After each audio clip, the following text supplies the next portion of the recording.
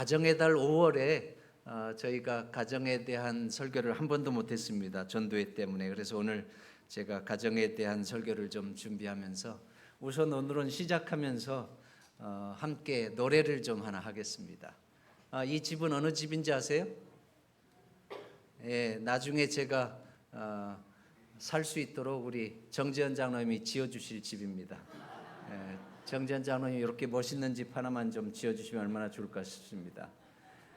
예, 그 미국의 그 배우면서 그 극작가인 존 H. 페인, 존 하워드 페인이라고 하는 사람이 홈, 스위트 홈이라고 하는 그러한 그 노래를 지었는데 우리 말로는 즐거운 나의 집입니다. 즐거운 나의 집, 홈, 스위트 홈. 그래서 이 노래는 뭐 세계인이 다 아는 노래이기 때문에 함께 좀 불러보겠습니다. 즐거운 곳에서는 시작. 즐거운 곳에서는 날 오라 하여도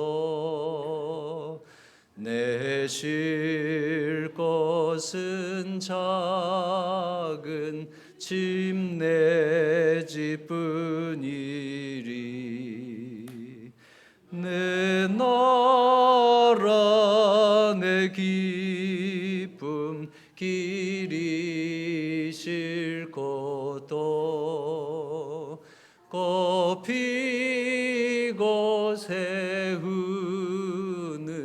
집 내 집뿐이리 오 사랑 나의 집 즐거운 나의 벗 내 집뿐이리.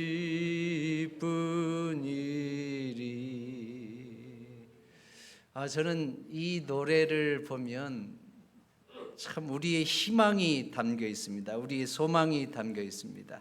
내 쉴 곳은 작은 집 내 집뿐이리 내 나라 내 기쁨 길이 쉴 곳도 꽃피고 새우는 집 내 집뿐이리 오 사랑 나의 집 즐거운 나의 벗 내 집뿐이리. 뭐니 뭐니 해도 어디가 최고예요? 내 집이잖아요. 저희 집사람도 결혼하기 전에는 청량리에 있는 자기 처가가 제일 좋은 집이었는데 시집 딱 오고 나더니 거기에 가서는 어디가 제일 좋은 집이 됐어요? 이제 저하고 함께 사는 집. 그래서 안면도를 가든 청량리를 가든 조금 있으면 이제는 빨리 우리 집에 가자. 여행하다가도 결국은 역시 우리 집이 최고야. 여러분, 이 즐거운 나의 집 스위트 홈이 우리 모든 사람의 사랑받는 애창곡이 된 이유는 바로 이 노래 속에 우리 모두의 소망이 담겨 있기 때문에 그렇습니다. 우리 모두의 희망이 뭐예요? 나의 집이 누구보다도 행복한 집, 또 기쁨이 있는 집, 또 즐거운 집, 그러한 스위트 홈이 되기를 우리 모두는 바라고 있습니다. 가정의 행복을 위해서 여러 가지 많은 요소들이 있지만 오늘은 그 가정의 행복의 중심에 부부가 있지 않을까. 그래서 부부의 행복이 가정의 행복의 절대적인 그러한 부분이라고 생각돼서 오늘 말씀의 제목은 부부의 행복을 위하여입니다. 부부의 행복을 위하여. 뭐니 뭐니 해도 우리 가정에서 부부간에가 제일 중요하다고 하는 것을 오늘 저는 강조하면서 그럼 부부에 대해서 좀 한번 생각해 보겠습니다. 여러분, 그 사전적 정의를 보니까 부부라고 하는 것은 뭐예요? 결혼한 한 쌍의 남녀입니다. 남자와 여자가 결혼해서 사는 것이 부부입니다. 그래서 이것은 표면적인 물리적인 그냥 정의에 지나지 않습니다. 남녀가 한 쌍이 되어서 사는 그 부부, 그것을 이제 사전적인 정의로 사회적으로 정의했고, 그 다음에 성경적 정의를 보니까 성경에서는 부부를 뭐라고 그랬어요? 서로 돕는 배필이라고 그랬어요. 조금 더 내면적인 부분입니다. 서로가 돕는 자가 부부라고 하는 정의예요. 그래서 창세기 2장 18절에 이 부분이 있는데 우리 다 함께 좀 읽어보겠습니다. 여호와 하나님이 시작. 여호와 하나님이 가라사대 사람의 독처하는 것이 좋지 못하니 내가 그를 위하여 돕는 배필을 지으리라 하시니라. 이 부분을 가지고 어떤 사람은 목사님 이건 서로가 돕는 것이 아니라 여자가 남자를 돕는 자가 되도록 창조된 거 아닙니까?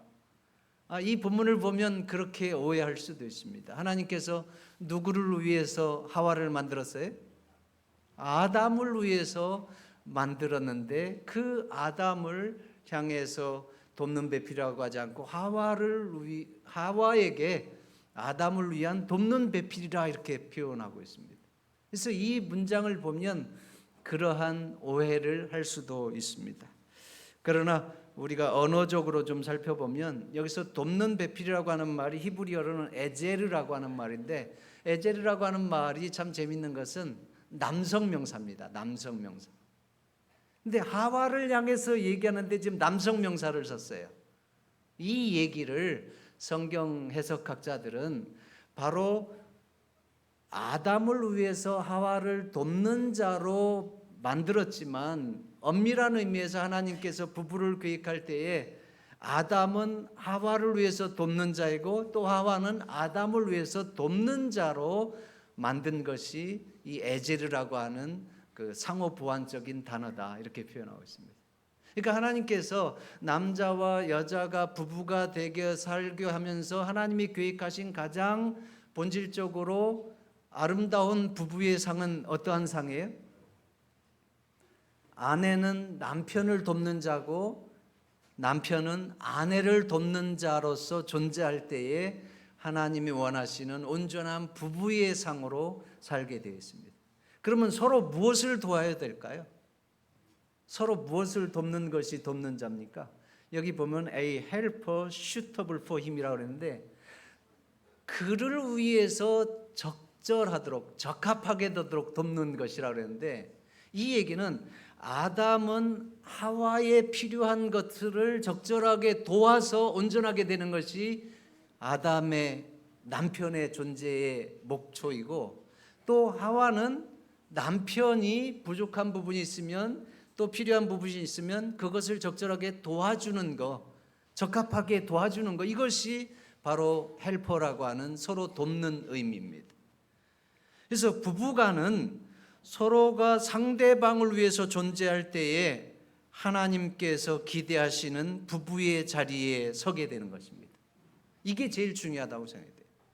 부부간에는 서로가 서로를 위해서 존재할 때에 하나님께서 디자인하신 부부의 본질적인 모습이 회복되는 것입니다. 그러한 의미에서 한번 오늘 우리는 내 자신은 나만을 위해서 존재하는가 아니면 상대방을 위해서 존재하는가 아니면 내가 너무 중심적이고 그냥 계속 나한테 맞추라 그렇게 얘기하는가. 분명히 하나님께서 우리에게 부부간에 요구하시는 것은 나를 위해서가 아니라 남편은 아내를 위해서 또 아내는 남편을 위해서 서로 존재하는 것이 부부라고 하는 것을 분명히 말씀해 주시고 있습니다. 그래서 여러분 부부의 행복은 어디에서 오는 거예요? 부부의 행복은 서로가 서로를 위해서 존재할 때, 서로가 서로를 돕는 자가 될 때, 서로가 서로를 위해서 도와줄 때에 거기에서 사랑이 나오고 또 인정이 나오고 또 존중이 나오고 함께 하면서 당신이 최고야. 당신밖에 없어. 둘이 최고의 베스트 프렌이 되는 것입니다. 처음에는 이성으로 만났지만 살아가면 갈수록 너밖에 없는 베프가 되는 것이 바로 부부의 목적인 것입니다. 그런데 이제 서로가 나만을 위해서 희생하도록 요구할 때에 문제가 생기는 것입니다.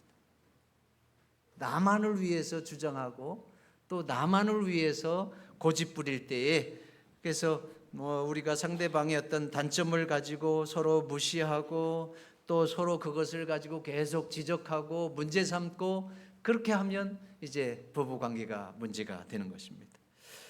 그래서 이 부부 관계를 보면서 가장 중요한 것이 무엇인가 이 전문가들이 얘기할 때에 결국은 내 자신의 모습이 어떠하냐가 제일 중요하다고 합니다.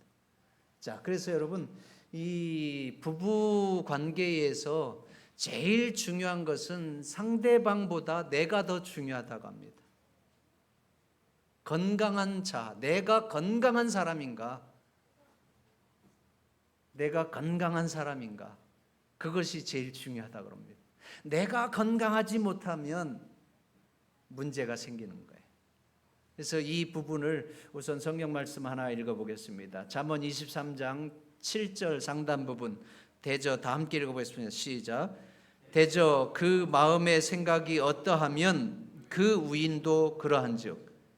그 마음의 생각이 어떠하면 그 우인도 그렇다고 하는 것은 그 사람이 갖고 있는 마음, 생각이 어떠하냐에 따라서 그 사람의 됨됨이와 그 사람의 인격과 그 사람의 삶의 모습이 결정된다고 하는 거예요.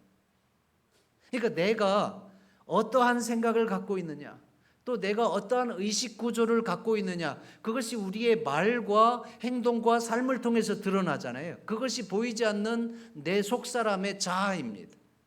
그런데 그 자아가 우리가 건강하면 서로 함께 존중해주고 서로 함께 돕는 자로서 건강하고 즐거운 행복한 부부 생활을 이룰 수 있지만 너무 병적으로 나만을 위해 주기를 원하고 또 자기 의무를 안 하면서 상대방에게는 계속 그냥 막 잔소리하고 자기 그러한 에고이즘적인 삶을 살면 그 관계가 깨어지는 거예요.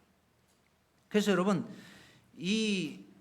그 마음의 생각과 의식 구조가 어떠하면 그 사람의 됨됨이와 그 사람의 인격과 그 사람의 삶의 모습이 결정된다고 하는 것은 엄청 중요한 얘기입니다. 내가 어떠한 사람이냐에 따라서 부부 관계에서 또 우리 가정의 공동체의 삶 속에서 즐거울 수도 있고 아주 그냥 시무룩하고 험악할 수도 있고 그렇다는 거예요. 그래서 여러분 이 깨어진 가정 또 심각한 갈등 속에 있는 그러한 사람들을 전문적으로 치료하는 이 의사들이나 또 상담 전문가들의 그 지적에 의하면 그러한 분들의 공통적인 문제는 80% 정도가 다 무슨 문제예요? 성격의 문제입니다. 여러분 그 많은 갈등들이 결국은 성격 차이예요. 성격 차이라고 하는 말이 결국은 내 자아에 문제가 있다는 거예요. 내 자아상에 문제가 있다고 하는 거예요. 그래서 그러한 부분들이 옛날에는 뭐 신체의 질병을 치료하는 것들은 너무 당연한 것으로 여겼지만 보이지 않는 정신적인 부분을 치료하는 것에 대해서는 되게 그냥 그 터부시하고 또 생각지도 못했는데 요즘은 여러분 우리가 신체가 아프면 병원에 가서 치료받는 것처럼 마음이 문제가 되고 너무 심각하게 스트레스 받고 그러면 그것도 어디 가서 치료받아야 돼요? 이제는 병원에 가서 치료받고 전문가 가서 치료받는 것이 전혀 이상한 것이 되지 않았어요. 그래서 그러한 부분들을 생각해 보면서 그러면 실제적으로 건강한 자아상, 이제 사회학적으로는 긍정적인 자아상이라고 그래요. 기독교적으로는 성경적 자아상이라고 그래요. 그러한 긍정적인 자아상, 건강한 자아상, 성경적 자아상은 어떠한 것을 의미할까요? 우리가 이제 이 사회적 자아상 가운데 크게 문제가 되는 것은 그 근본에 열등감이 있고 우월감이 있습니다. 근데 그것을 또 표면적으로 보면 비교의식이 있어요. 그러니까 이 세상에서 나를 병들게 하고 극도로 스트레스 받게 하고 또 관계 속에서 문제가 되게 하는 그러한 사람이 되게 하는 요소는 결국은 사람과 사람을 비교하는 데에 길들여진 그러한 자상을 갖고 있을 때에 항상 쟤는 저렇게 잘하는데 난 왜 이 모양이지? 쟤는 저렇게 생겼는데 난 왜 이렇지? 쟤는 벤츠 타고 다니는데 난 이 마티즈가 뭐야? 그럼 이제 자기가 초라해지는 거예요. 그것이 이제 심해지면 상당히 많은 이제 마음적인 우울감이라든지 박탈감이라든지 그것이 잘못 나타나면 이제 시기와 질투와 반항과 증오로 나타나고 그러한 것들이 이제 마음속에 쌓이면 이제 의사들에 보니까 각종 질병들에 노출되는 것까지 이야기하고 있는데 오늘 그러한 부분에 저는 포커스를 안 맞추고 긍정적인 자아상, 건강한 자아상, 성경적인 자아상에 대해서 좀 살펴보려고 합니다. 성경적인 자아상은 뭘까요?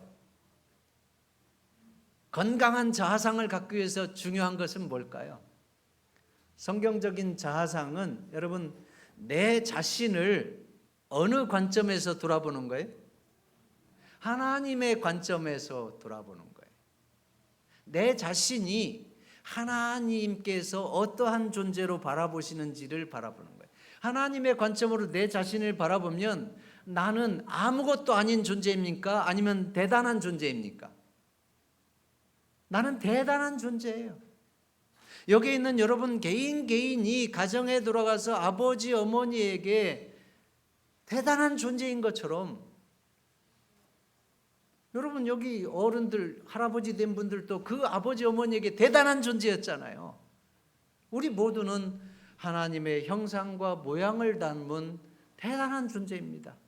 지금 이 80억의 모래알과 같이 많은 사람들이 있지만 똑같은 사람이 하나도 없어요.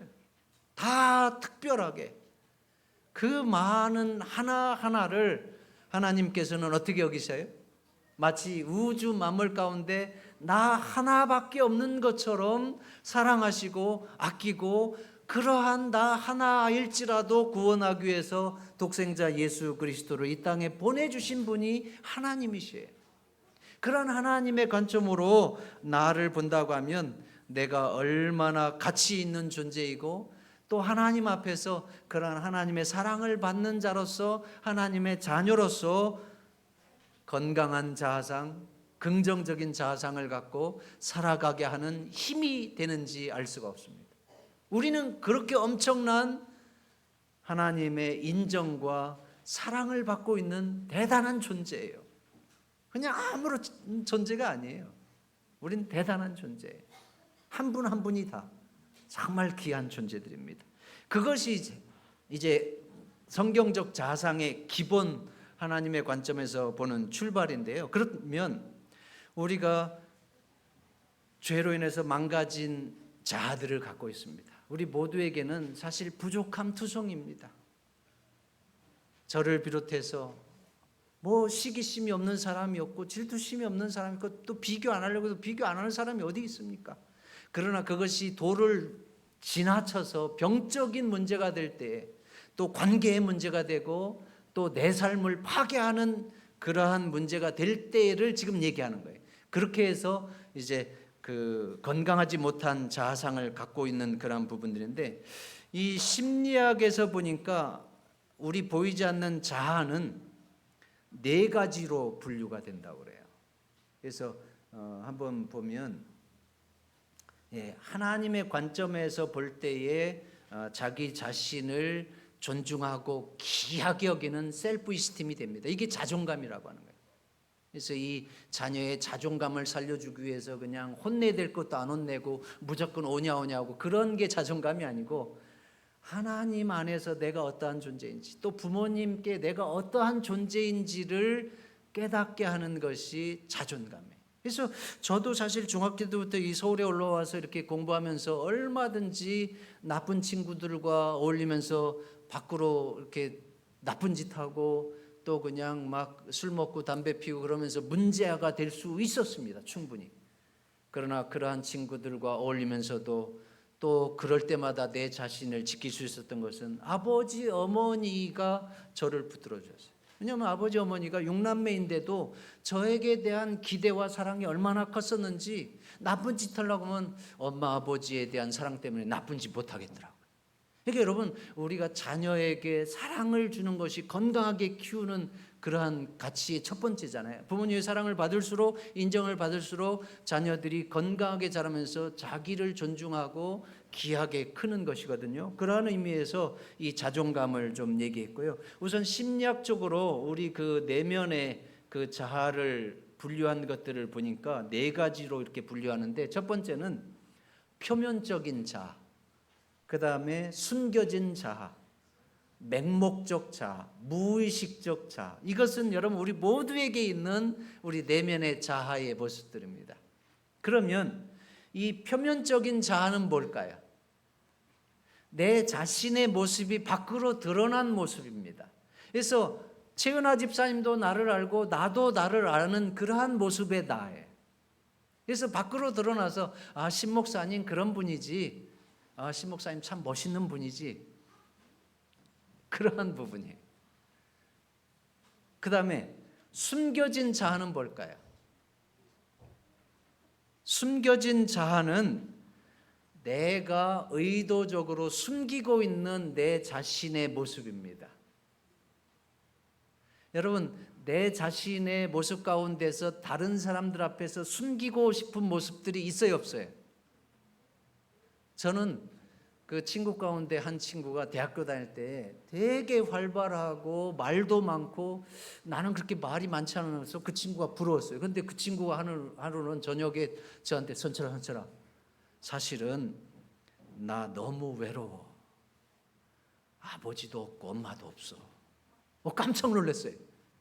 내가 이렇게 말을 많이 하고 그냥 막 웃기려고 하고 막 이렇게 하는 것은 외로움을 숨기기 위해서 그렇게 하는 거야.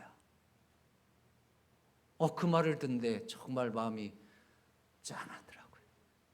여러분, 우리에게는 그런 게 있어요. 남들 앞에는 드러내고 싶지 않은 그러한 내 모습, 좋지 않은 그러한 모습들 다 있습니다. 그런가 하면 맹목적인 자아입니다. 맹목적인 자아는 뭘까요?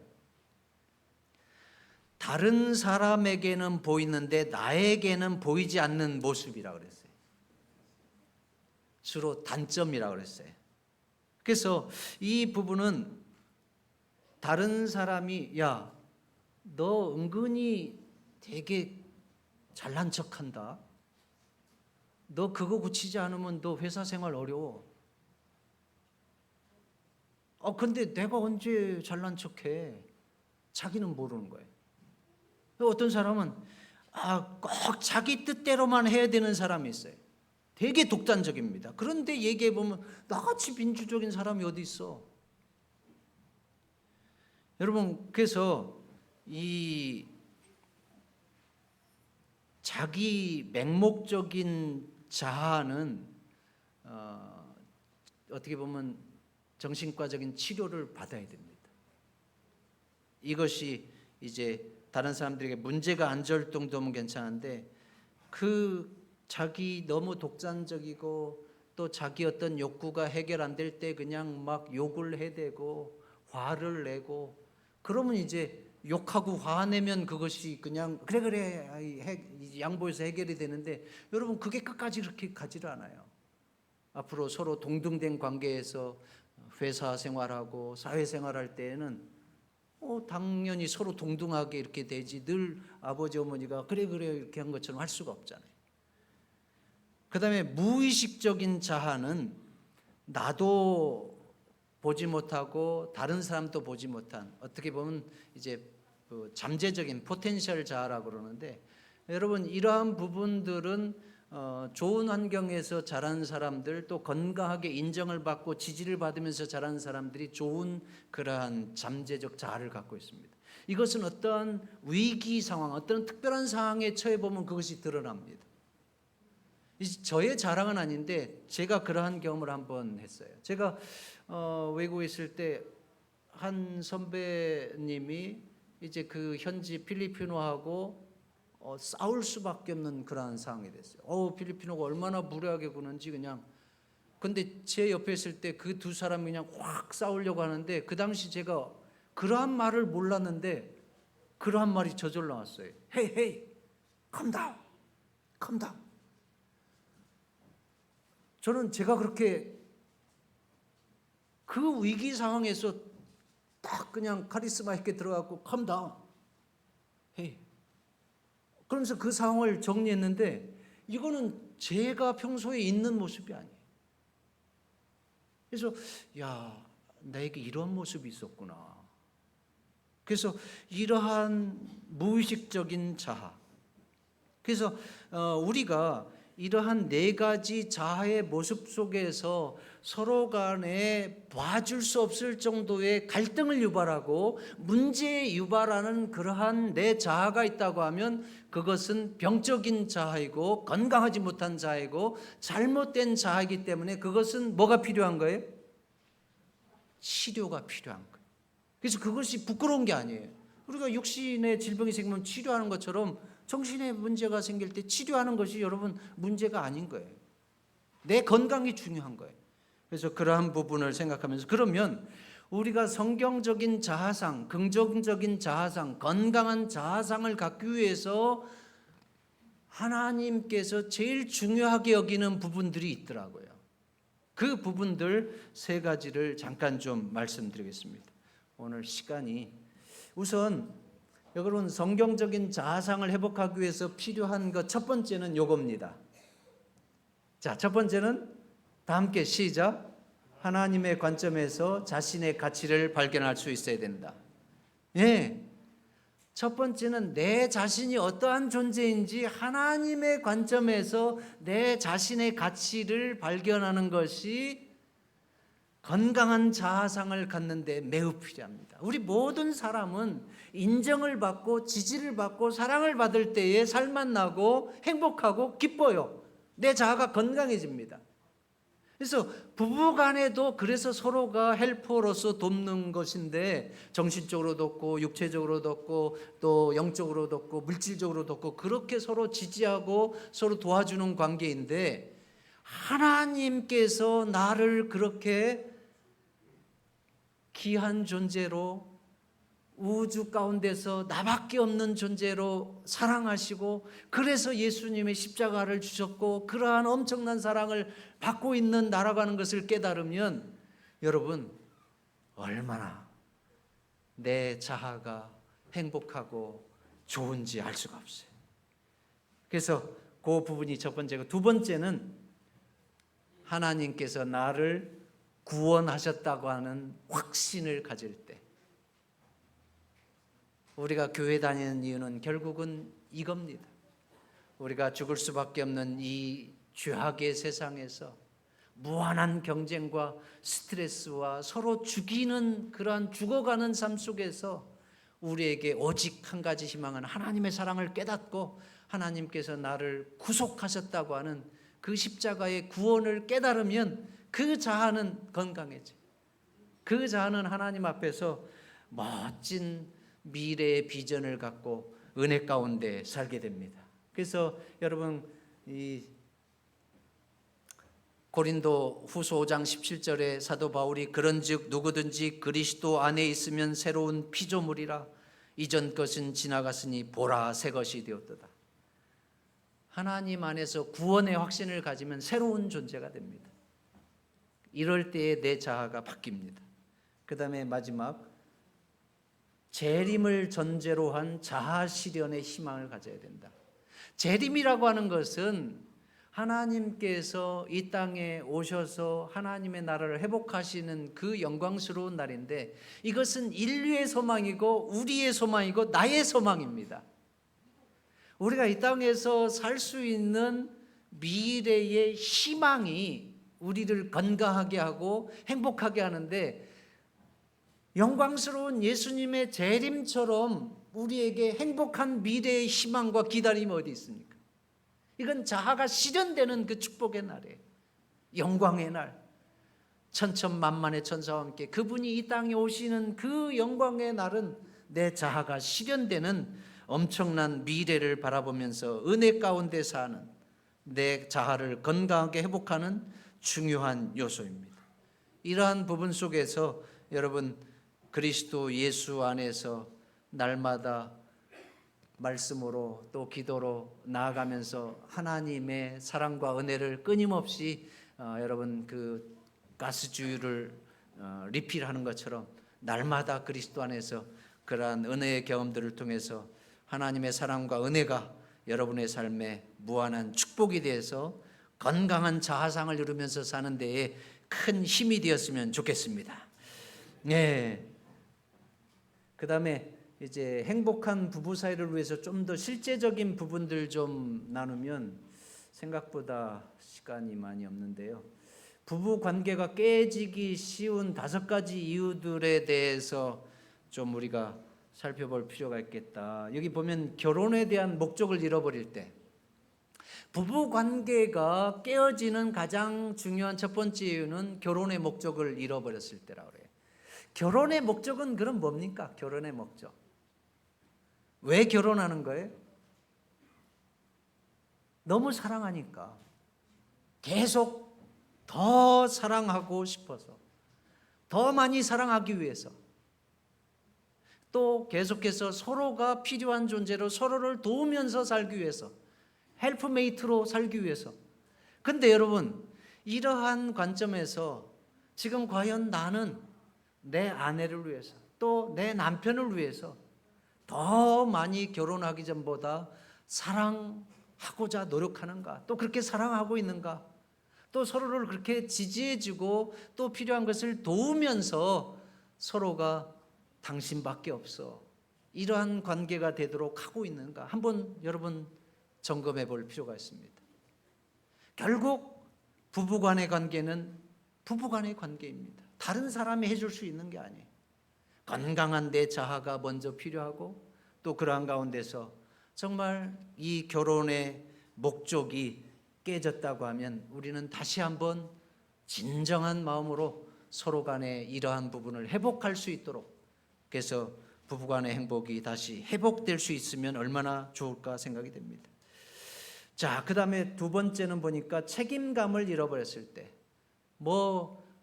부부간에 남편은 남편으로서 아내는 아내로서 책임들이 있는데 그 책임들을 서로 잃어버렸을 때에 그래도 한쪽이 무한한 희생을 하면서 어려움 가운데서도 그 부부를 가정을 계속 유지해가는 부분도 있지만 너무 혼자 힘들면 어떻게 합니까? 이럴 바에는 헤어져, 혼자 살고 싶어, 그렇게 하는 거예요. 그 다음에 여러분, 의사소통의 혼선 때문에 이러한 부분도 남녀의 근본적인 차이가 있기 때문에 많이 있습니다. 사실 저도 이러한 부분에 상당히 부족하고 이렇게 한데, 저 같은 경우는 이제 보니까 저희 아내는 상당히 감성적이고 저는 어떤 사람이에요? 상당히 이성적인 사람이에요. 그러니까 저는 진짜 남자 중에 남자이고 우리 아내는 여자 중에 여자예요. 아주 밝으면서도 감성적인데, 여러분, 제가 어떤 때 힘들 때가 어떤가 하면 이제 밖에서 한참 막 일하고 또 이렇게 고민하다가 들어왔는데 집에 들어오면 어떻게 해요? 여자들은 계속 말을 시켜요. 좀 말 좀 안 하면 좋겠는데 계속 말 시키고, 그냥 말 안 하고 싶은데 나는. 근데 말 안 하면 또 무시했다고 삐져가지고 그냥 그러잖아요. 그런가 하면 저는 이제 사실은 이제 설교 준비한다고 이렇게 좀 고민하고 책 보고 어떤 때 밤늦게까지 이렇게 하다가 이제 잠자려고 딱 들어오면 우리 집사람은 기다렸다는 듯이, 아 좋다, 나 자게 손 좀 주물러줘라. 여러분, 내가 힘쓸 때까지 다 쓰고 나도 피곤해갖고 누워서 잠 좀 자야 되는데 나 손 좀 주물러주라. 이게 어떻게 되는 거예요? 내 입장에서 보면 진짜 염치 없는 거예요. 내가 자기 모습인가? 나도 지금 지쳐 죽겠는데. 근데 우리 아내 입장에서는 지금 그게 무슨 말이에요? 이제 자기가 잠자려고 하니까 우리 둘이 오손도손한 시간 갖자, 그 얘기잖아요. 근데 나는 그게 지금, 그러니까 여러분, 서로가 그렇게 다른 거예요. 근데 그런 순간에 진짜 뭐 하는 거야? 나 지금 피곤해 죽겠는데 몰라? 이렇게 하고 한번 진짜 그 팩트 그대로 얘기하면 손 좀 주물러 주라 한 사람은 뭐가 되겠어요? 정말 이상한 꼴이 되잖아요. 무시당하고. 그래서 그러한 그 차이들이 이제 소통에 오해가 생기고 혼선이 생기고, 그러면은 그것이 쌓이고 쌓이면 저 사람이 나를 무시하는구나, 나도 저 사람이 무시하는구나, 그렇게 하면서 이제 깨어지는 거예요. 그 다음에 네 번째로 부부관계가 깨지는 재정관리의 실패. 이것이 실제적인 부분입니다. 먹고 사는 문제가, 또 자녀 교육 문제가. 근데 남편이 돈을 벌어야 되는데 한 푼도 안 벌어주고 맨날 게임이나 하고 있고 오락이나 하고 있고 그냥 막노동이라도 해야 되는데 노동도 안 하고, 눈은 높아갖고 좋은 회사 아니면 안 들어간다 그러고, 또 반대로 아내가 출근도 안 하고 그냥 전업주부인데 맨날 그냥 백화점 가서 쇼핑이나 하고 그냥 샀다가 그냥 또 그냥 무르고 그냥 버리기도 일쓰고, 그냥 얼마나 헤프게 쓰는지, 그냥 내가 500만 원 벌어갖고 600만 원씩 쓰니 이거 어떻게 하라는 거예요. 그러면 힘들어지는 거예요. 자, 그 다음에 마지막, 외부에서 적들이 침입할 때 부부관계가 깨지는데, 대표적인 게 이제 이 산업이 발전하면서 이제 개인주의로 변하면서 고부간의 갈등, 그 다음에 또 이제 외도의 문제, 그 다음에 뭐 남자들이 가정에는 소홀히 하고 너무 직장에 몰입하고 그렇게 할 때, 또 아내들이 남편에게는 소홀하고 너무 자녀에게 몰입할 때, 그래서 보니까 자녀 중독증이라는 게 있더라고요. 자녀만 그냥 케어하는 거예요. 남편은 그냥 무시하고. 자, 여러분 시간이 좀 갔지만 이 부분을 하면서 마쳐야 되겠습니다. 이 통계를 여론조사한 걸 보니까 남편들이 아내에게 원하는 것들이 있고 아내가 남편들에게 원하는 것들이 있는데 그게 좀 차이가 있어요. 이 부분을 서로가 존중해 줘야 접점이 이루어지고 서로가 헬퍼로서 적절하게 돕는 것이 됩니다. 여러분, 첫 번째로 남편들이 아내에게 제일 원하는 것은 존중받기를 원합니다. 남자들에게 제일 중요한 것은 인정받는 거예요. 아내에게, 어머니에게. 여러분, 남편들하고 재미없게 지내고 남편이 왼수가 되게 하고 싶으면 남편을 그냥 무시하면 돼요. 애들 앞에서도 무시하고, 당신같이 무능한 사람이 어디 있어? 당신 그따위로 하려고 하면 집에 들어오지 마. 그냥 막 무시하고 그러면 여러분, 남자들은 살 맛이 안 나는 거예요. 근데 남자들을 인정해. 난 자기밖에 없어. 자기가 최고야. 뭐 처가에 가서도 우리 애기 아빠가요 얼마나 잘하는지, 정말 제가 결혼하길 너무 잘했어요. 우리 신랑이 최고예요. 이런 얘기 들으면 여러분, 신랑이 진짜로 최고가 되려고 노력하는 거예요. 그러니까 최고가 아니더라도 최고로 되게 만들고 싶으면 아내분들이 남편을 아주 존중해주고 남편의 권위를 인정해주고, 그래서 가정의 최고로 이렇게 세워주는 건 아내의 역할이에요. 그런가 하면 반대로 남편을 깡그리 무시하는 것도 아내의 역할이에요. 애들 앞에서도 그냥 밥 먹는데 얘들아 밥 먹자고 남편은 부르지도 않고, 당신은 먹든지 말든지 알아서 해. 그 다음에 여러분, 남자에게 두 번째로 중요한 것은 성적인 중독감이에요. 그래서 여러분, 남자들은 부부관계가 중요한 거예요. 그래서 남자들이 부부관계를 요구할 때 여자분들이 이 부분을 적절하게 잘 받아주고 이렇게 하는 것이 매우 중요합니다. 여자들은 또 이 부분에 대해서 아주 터부시하면서 남편을 무시할 수도 있거든요. 그러면 남자가 그러한 부분에 부족해지고 채워주지 못하면 문제가 생기는 거예요. 그 다음에 오락적 동반자가 되기를 원하는 거예요. 남자는 함께 같이 여행도 하고, 함께 즐거운, 내가 테니스 좋아하면 테니스도 같이 치고 싶어 하고, 산에 같이 가고 싶어 하고, 낚시 좋아하면 낚시 같이 하고 싶고, 그런 거 있어요. 그 다음에 자랑의 대상이 되고 싶고, 또 가정에 대해서 충실하고, 그 다음에 여자 부분을 보겠습니다. 아내가 남편으로 필요한 것 5가지. 안정감의 첫째, 안정감이라고 하는 것은 남편이 의지할 수 있는 사람, 성실한 사람, 변함없는 사람, 그러한 것을, 남편이 그냥 의지할 수 없는 그러한 불성실한 사람이라고 하면 큰 문제가 됩니다. 그래서 우리가 여러분, 변함없이 책임 있는 사람이 남편이기를 원해요. 그래서 이것은 경제적인 면에도 그렇고, 또 정신적인 면에도 그렇고, 도덕적인 면에도 그렇고, 인격적인 면에도 그렇고, 영적인 신앙적인 면에서도 그렇고, 그래서 늘 든든한 안정감이 있기를 바라고, 그 다음에 두 번째로 남편에게 요구하는 것은 애정 표현이에요. 남자는 부부관계를 원하는데 여자는 그냥 이 애정 표현. 그러니까 감성을 마음을 함께 나누기로 원하는 거예요. 그래서 여러분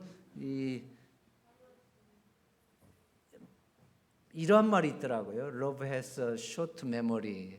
사랑은 짧은 기억을 가지고 있다. 이 얘기는 여러분 이 사랑이라고 하는 것은 이 추억이 또 관계가 오래 가는 것이 아니고 자주 사랑한다고 말해주고 또 사랑하는 행동을 해줘야 그것이 계속 이어진다는 거예요.